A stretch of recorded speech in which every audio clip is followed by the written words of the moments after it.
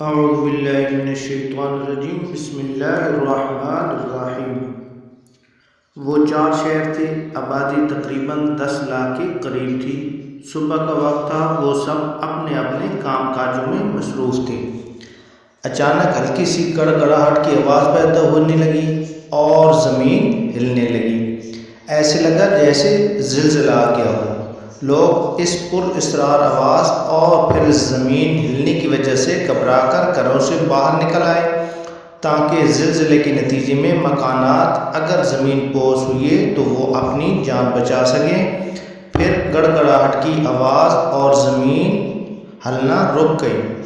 چند لمحے سکون رہا اور پھر زمین اتنی شدت سے ہلنے لگی کہ مکانات گرنے لگے، لیکن لوگ چونکا پہلے جھٹکے کے بعد گھروں سے نکل آئے تھے، اس لیے مکانات کے گرنے کے باوجود بھی سب لوگ زخمی یا ہلاک ہونے سے بچ گئے۔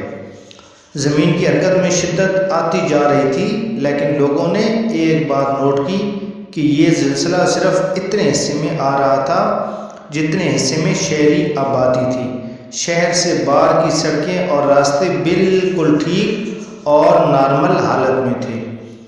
جتنی جگہ پر شہر کے مکانات تھے، اتنے علاقے کی زمین ارد گرد سے کئی فٹ اونچی اوپر آئی تھی۔ یوں لگ رہا تھا جیسے صرف شہر کے علاقے کے نیچے کی زمین میں بیلچہ گھسا کر اتنے علاقے کی مٹی کو نیچے والی زمین سے الگ کر دیا گیا ہو۔ شہر کے لوگ انتہائی خوفزدہ اور پریشان ہو چکے تھے۔ وہ شہر کے علاقے سے باہر بھی نہیں نکل سکتے تھے کیونکہ شہر کی زمین کافی اونچی اٹھ چکی تھی اور دونوں زمینوں کے درمیان گہری کھائی سی بن چکی تھی۔ ایک بار پھر گڑگڑاہٹ اور زمین کی حرکت رک گئی تھی اور پھر یوں لگا جیسے پورے شہر کی زمین کو کسی نے ہاتھ میں اٹھا لیا ہو اور زمین کے اس ٹکڑے نے جہاں شہر واقع تھا آسمان کی جانب پرواز شروع کر دی۔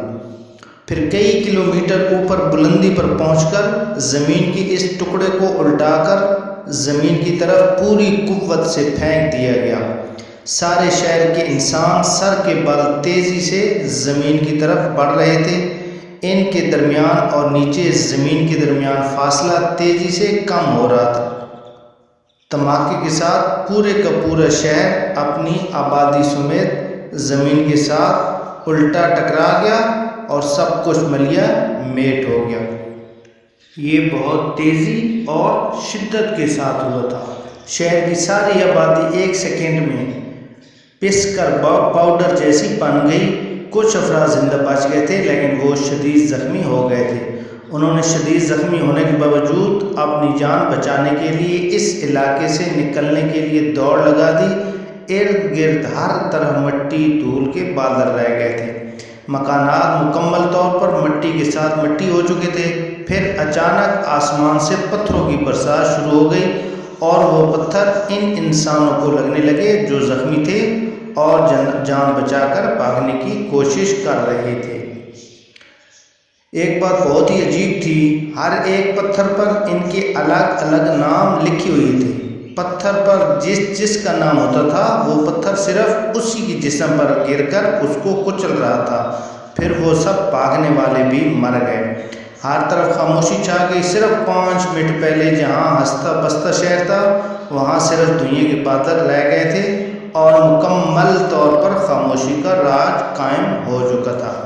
اس پورے شہر کو اس کی زمین اور آبادی سمیت جبرائیل علیہ السلام نے اپنے پر کے ذریعے سے اٹھایا تھا اور پھر بلندی پر لے جا کر الٹا پٹخ دیا تھا اور پھر اللہ تعالیٰ کے حکم سے باقی شہروں کو ان کی آبادیوں سمیت اٹھا کر بلندی سے الٹا پٹخ کر تباہ کر دیا تھا۔ ان لوگوں کے ساتھ یہ کیا ہوا تھا، کیوں ہوا تھا اور یہ لوگ کون تھے؟ یہ سب لوگ بدترین عذاب الہی کا شکار ہوئے تھے۔ یہ سب حضرت لوط علیہ السلام کی قوم سے تعلق رکھتے تھے۔ یہ سب ایک ایسے گناہ کے عادی تھے جو انتہائی بدترین اور غلیظ تر گناہ تھا۔ اللہ تعالیٰ نے اور اللہ تعالیٰ کے پیارے نبی حضرت لوط علیہ السلام نے ان کو بہت سمجھانے کی کوشش کی، لیکن پھر بھی وہ اپنے گناہ پر اور اپنی ہٹ دھرمی پر اڑے رہے اور حضرت لوط علیہ السلام کو کہنے لگے کہ تمہارے خدا کا عذاب کب آئے گا اور جب اللہ تعالیٰ کا عذاب آیا تو چند منٹوں میں سب کچھ ختم ہو گیا اور پورے کا پورا شہر صدوم تباہ و برباد ہو گیا۔ اللہ تعالیٰ سے دعا ہے کہ اللہ تعالیٰ ہم کو بھی اس واقعے سے، قوم لوط کے واقعے سے سبق سیکھنے کی توفیق عطا فرمائے۔ ہمارے بھی آج کل حالات کچھ ایسے ہیں کہ بس اللہ تعالیٰ کا عذاب تو آ جاتا، لیکن اللہ تعالیٰ نے اپنے پیارے حبیب پاک کے صدقے ہماری لاج رکھی ہوئی ہیں۔ اللہ تعالیٰ ہم سب پر اپنا رحم اور کرم فرمائے۔ اگر ویڈیو اچھی لگی تو پلیز لائک کر دینا، ہمارے چینل کو سبسکرائب کر کے بیل کے آئیکن کو پریس کر دینا تاکہ اسی طرح کی ہر نئی آنے والی ویڈیو آپ تک پہنچتی رہے۔ اللہ تعالیٰ آپ سب کا حامی و ناصر ہو۔ والسلام ورحمۃ اللہ۔